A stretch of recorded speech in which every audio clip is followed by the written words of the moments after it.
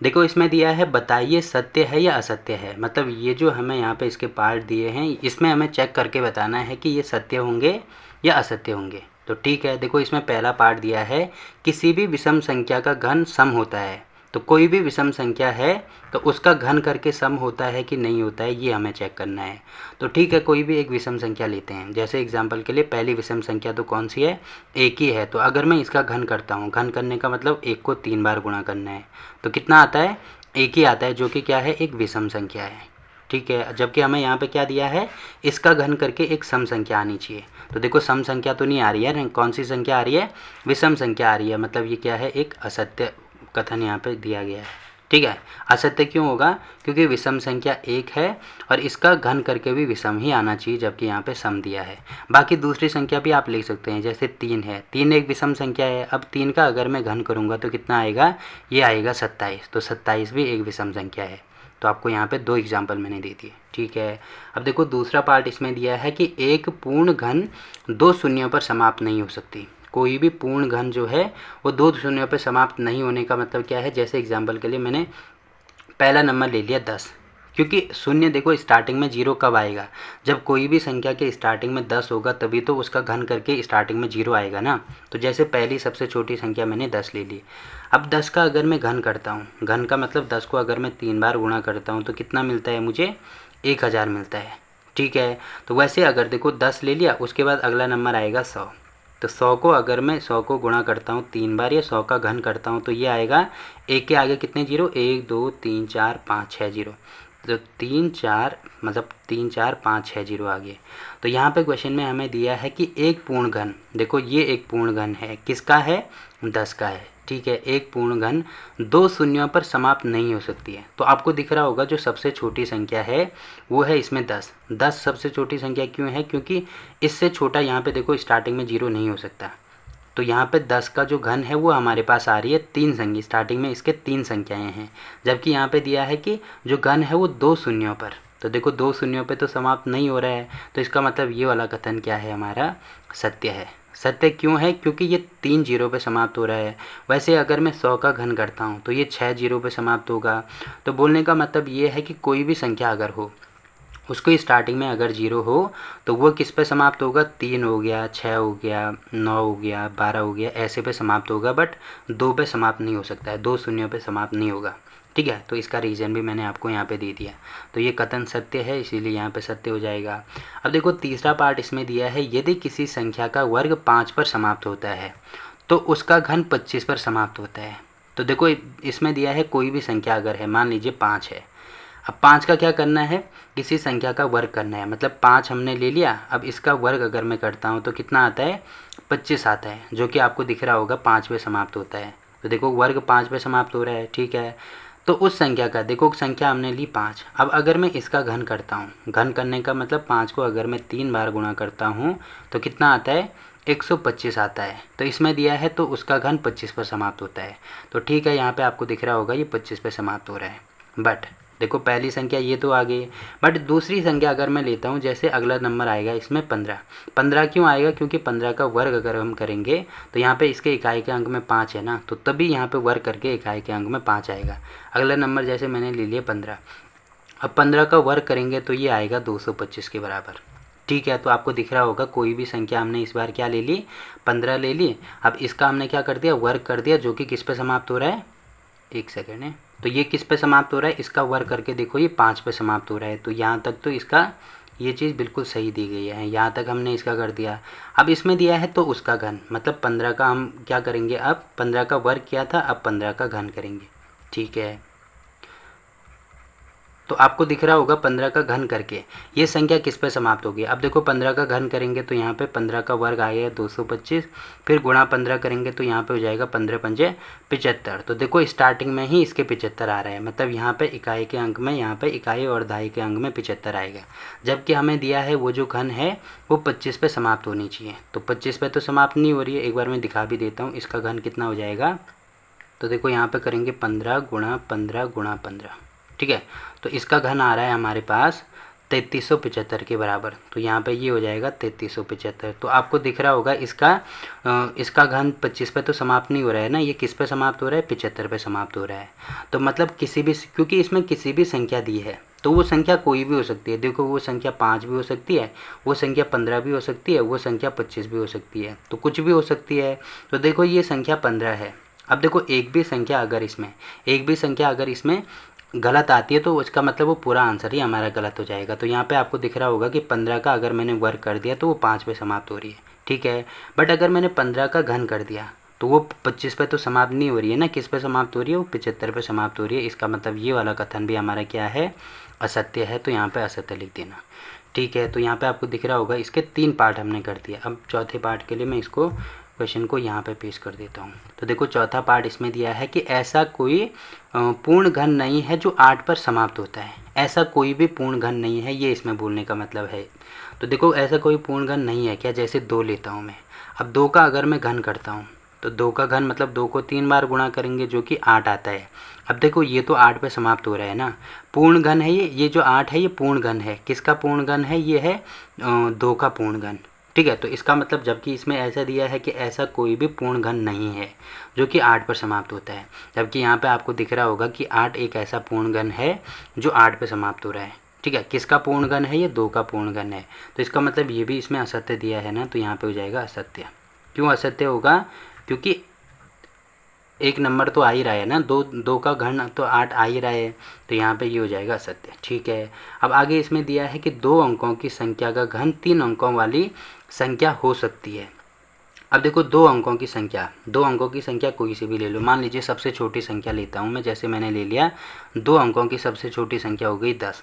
अगर मैं इसका घन करता हूँ मतलब 10 को मुझे 3 बार गुणा करना है, ठीक है। तो 3 बार गुणा करके मुझे कितना मिलेगा, 1000 मिलेगा, ठीक है, 1000 मिलेगा। अब देखो ये कितने अंकों की संख्या है, 1 2 3 4, मतलब 4 अंकों की संख्या है। जबकि इसमें क्या दिया है कि 2 अंकों की संख्या का घन 3 अंकों वाली संख्या हो सकती है। अब हो सकती है क्या, देखो जो सबसे छोटी संख्या है 2 अंकों की, उसका घन करने पे ही हमें 4 अंकों की संख्या मिल रही है। तो इससे ज़्यादा, इससे बड़ा नंबर करूँगा, जैसे मैं इससे बड़ा नंबर है 11, 2 अंकों की संख्या है। अगर मैं इसका घन करूँगा तो ये जो संख्या है इससे तो बड़ा ही मिलेगा ना, क्योंकि अगर कोई संख्या इससे बड़ी है, पिछली वाली संख्या से बड़ी है, तो उसका घन भी इससे बड़ा ही होगा ना। जैसे 11 का घन करेंगे तो ये आता है 1331 के बराबर। तो देखो ये छोटी संख्या है, ये बड़ी संख्या है। क्यों है, क्योंकि यहाँ पे ये छोटी संख्या है, ये बड़ी संख्या है। तो आपको दिख रहा होगा सबसे छोटी 2 अंकों की सबसे छोटी संख्या का घन करने पर ही हमें 4 अंकों की संख्या मिल रही है। तो इसका मतलब बाकी इससे जो बड़े नंबर होंगे वो 4 अंक के होंगे या 4 अंक से बड़े अंक के होंगे। तो देखो 3 अंकों का तो कहीं पे भी नहीं आ रहा है, देखो सबसे छोटी नंबर ही इसमें 4 अंकों की आ रही है। इसका मतलब ये भी क्या है, असत्य है। तो यहाँ पे लिख देना असत्य, ठीक है। आगे दिया है 2 अंकों की संख्या के घन में 7 या अधिक अंक हो सकते हैं। देखो 2 अंकों के घन में 7 या अधिक अंक हो सकते हैं कि नहीं हो सकते हैं, ये मुझे चेक करना है। अब देखो 2 अंकों की संख्या ये भी है, तो इसमें कितने अंक आ रहे हैं, 4 अंक आ रहे हैं। तो ये सबसे छोटी संख्या है। अब एक काम कर दो, सबसे बड़ी संख्या ले लो। तो 2 अंकों की सबसे बड़ी संख्या क्या होती है, 99। अब देखो अगर मैं 99 का घन करता हूँ, यानी मैं करता हूँ 99 गुणा 99 गुणा 99, तो देखो कितना आएगा, एक बार मैं दिखा भी देता हूँ कैलकुलेटर में। 99 गुणा 99 गुणा 99, तो देखो कितना आ रहा है, 97,0299। तो यहाँ पे मैं लिख देता हूँ 97,0299 आ रहा है। तो सबसे बड़ी जो संख्या है, 2 अंकों की सबसे बड़ी जो संख्या है, उसका घन करने पे मुझे कितने अंकों की संख्या मिल रही है, 1 2 3 4 5 6। देखो 2 अंकों की सबसे बड़ी संख्या का घन करने पे मुझे 6 अंकों की संख्या मिल रही है।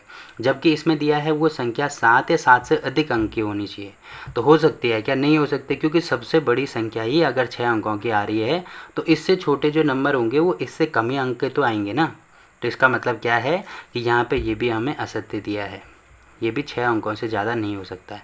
तो यहाँ पे लिख देना असत्य, ये मैंने गलत लिख दिया, असत्य ऐसे लिख देना, ठीक है।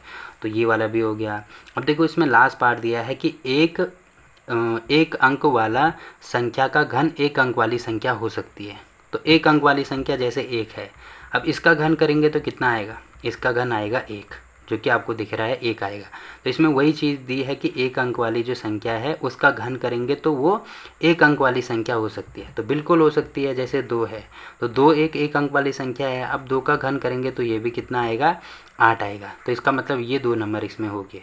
तो हो सकती है क्या, बिल्कुल हो सकती है, मतलब ये कथन यहाँ पे सत्य दिया है तो यहाँ पे लिखेंगे सत्य। ठीक है, तो आपको दिख रहा होगा हमने दूसरा पार्ट या दूसरा क्वेश्चन भी इसका कंप्लीट कर दिया। ठीक, अब देखो अगला क्वेश्चन क्या दिया है इसमें। देखो इसमें दिया है आपको यह बताया जाता है कि 1331 एक पूर्ण घन है। ठीक है, क्या बिना गुणनखंड किए आप यह अनुमान लगा सकते हैं कि इसका घनमूल क्या है।